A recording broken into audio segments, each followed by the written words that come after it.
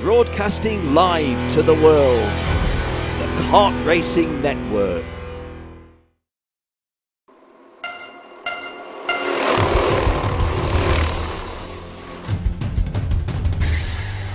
Come treat yourself to a day of full adrenaline excitement at Ocala Grand Prix.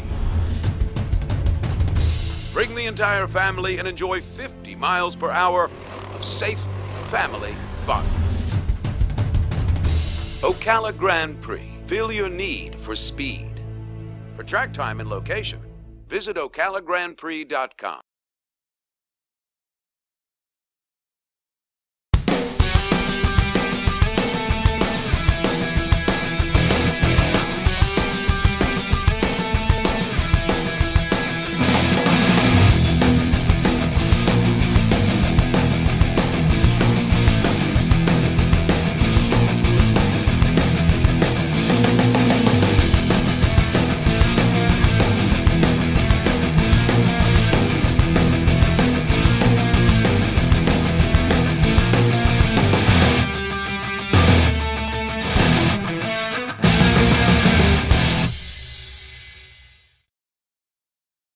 Keen Racing of Deerfield Beach, Florida is a Tony Kart and OTK dealer for the South Florida region, as well as a distributor of Rotax engines and Mojo tires. As an authorized Rotax service center, Keen Racing offers complete rebuilds with dyno testing of all Rotax power plants, in addition to sales and service for all Rotax engine parts and components. Keen Racing is also a front-running team on the national karting scene, with lead driver Darren Keen, a 2012 Florida Winter Tour champion. For sales, service or information on the Keen Racing team, visit www.keenracing.com. GT7 Motorsports is a leading kart sales and service group in the northeastern United States, offering the latest in karting technology and engine development. We carry a full line of products including Tony Kart, Rotax, Mojo, Micron and MIR. GT7 has a history of success in all Rotax divisions and offers full support at major events like the US Grand Nationals and the Florida Winter Tour. Visit www.gt7motorsports.com or call 516-635-8594. And immediately that's Nicholas de Bruckner getting a good start initially. 4.39 Justin Sagani getting the initial lead at the top of the hill. 4.74 Nicholas Bruckner just ticking in behind him.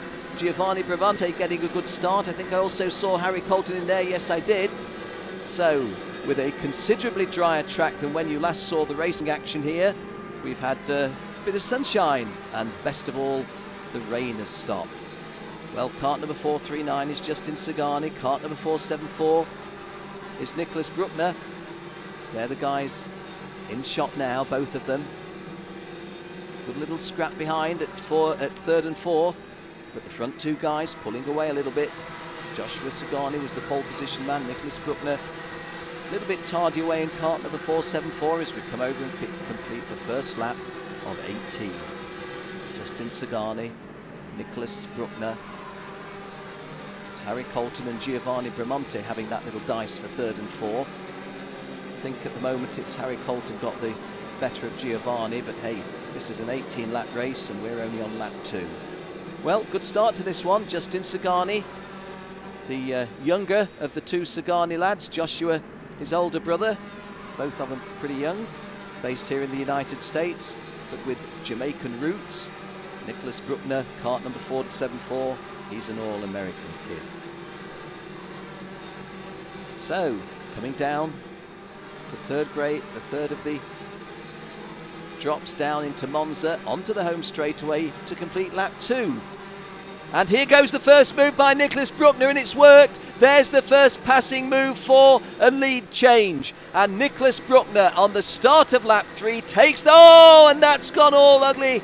Well, Nicholas Bruckner was kart 474. It was a legitimate move past Justin Sagani, kart 439. But then, just went a little bit wrong, didn't it? Well, we tried to pick up the pieces.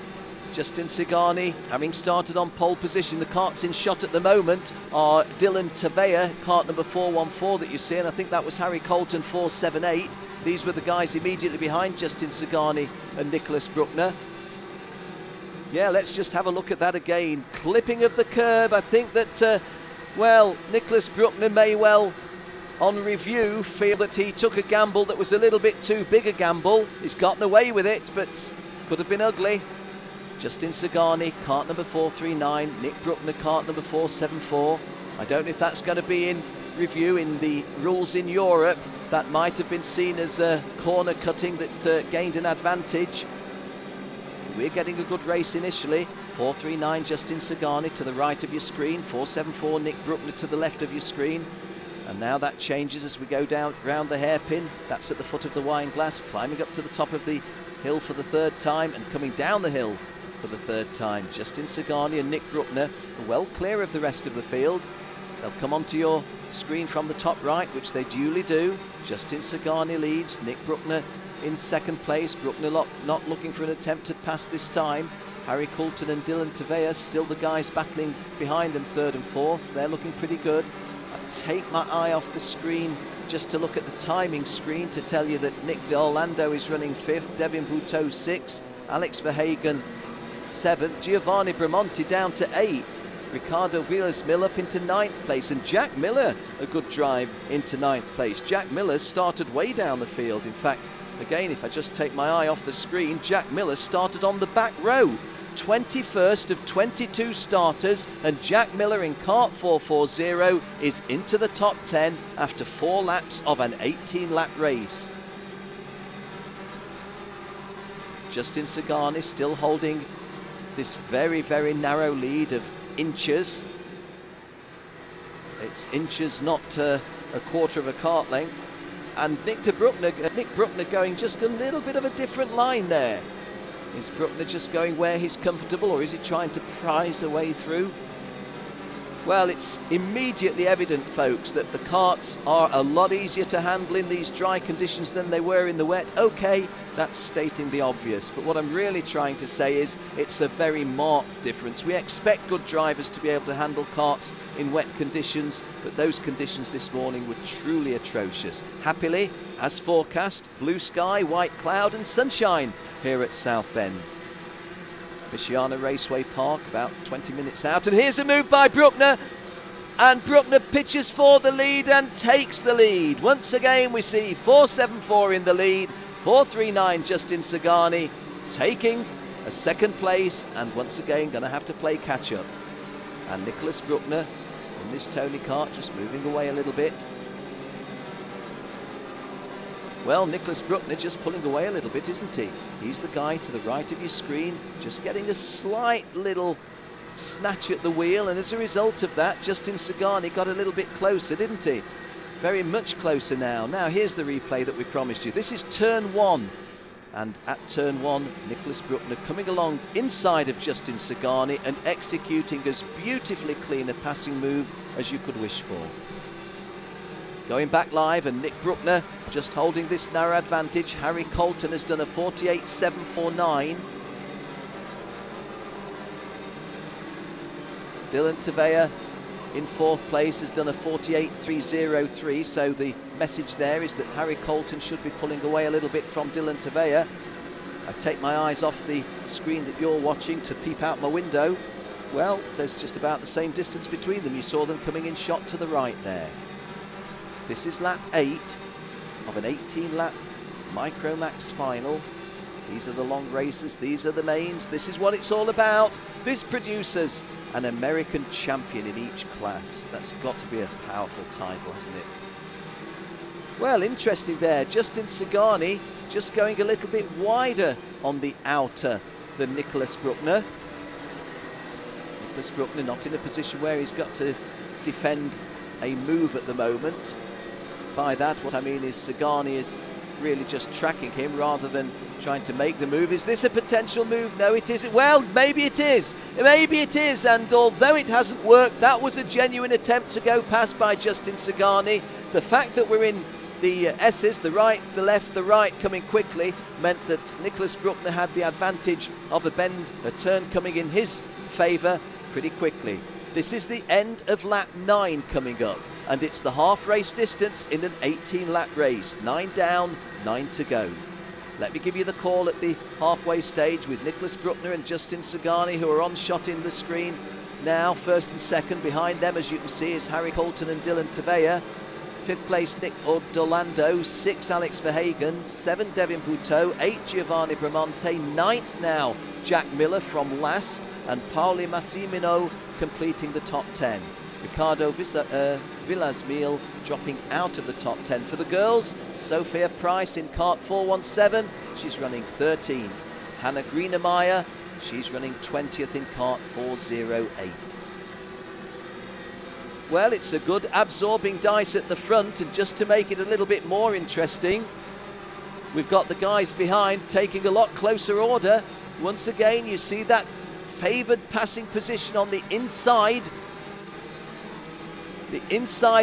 of the turn 1 at the start of lap 11, once again yielding a passing move. Kart 439 is Justin Sagani, and he now leads from Nicholas Bruckner. But behind Nicholas Bruckner, Harry Colton from Lakeland, Florida, definitely part of the front-running 4 now, as is 4th place Dylan Tavea. Dylan Tavea, who won the qualifying competition. Well, it's a change of lead, but it's just the same storyline, which is 1 and 2 are pretty much separated only by inches. Well, on that shot, you may have thought it was something like a couple of feet, but it really isn't very far. As I peep out the window, it's certainly less than a kart length. Sometimes our television pictures distort the true distance, but they really are this close. And Nick Bruckner and Justin Sagani leading this one, with Nick Bruckner in 2nd place, just pulling away a little bit from Harry Colton 3rd and Dylan Tavea 4th. They go through, well, now you can see that distance between them. They're pretty much together, but there is that little gap between 2nd and 3rd, and even a little bit of a gap now in Harry Colton's favour between himself and Dylan Tavea. Now, Justin Sagani, was he about to? Yep, there is a potential pass. This time that's been resisted, I think, and we've got all 4 of them way in there. Harry Colton looking very much part of the action now in Kart 478. Coming down to the glade and climbing the 3rd of these 3 climbs here at the Michiana Raceway Park. Sweeping left onto the last of the 3 downhills, down towards Monza. Going through the bank turn, onto the home straightaway. This is for the start of lap 14. So, 13 completed, 14. Oh, and Harry Colton there. That really did look a brave effort, perhaps a little bit hastily done by Harry. Not 100% sure that he was going through that with total conviction. Getting away with it in the sense that he didn't lose a place, but he has lost a length and a half on the kart of Justin Sagani in 2nd place. In fact, our television pictures there from Kart Racing Network showing you precisely the geography. Just under a kart length between these 2 at the front. Then something like about 3-4 kart lengths, and then we have 3 and 4. 478 is Harry Colton, 414 is Dylan Tavea. They're moving around the first turn, climbing up towards the infield S's. This was a lake just before lunchtime. Those of you that tuned in this morning, that was just about a lake. Right now, the warm sunshine and the breeze has made sure that we've got good racing conditions. There's also been a little bit of attention from track officials, or track staff I should say.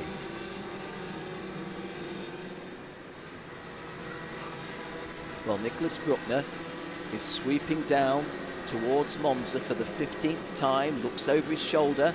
This is the longest distance these guys have raced yet after a 14-lap pre-final. Justin Sagani looking more to the outer rather than the inner.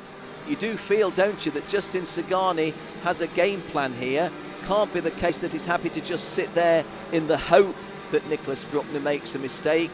You do feel that the Florida-based Jamaican lad will be making some sort of a move at some point. But having said that, Nick Bruckner just pulling away a little bit.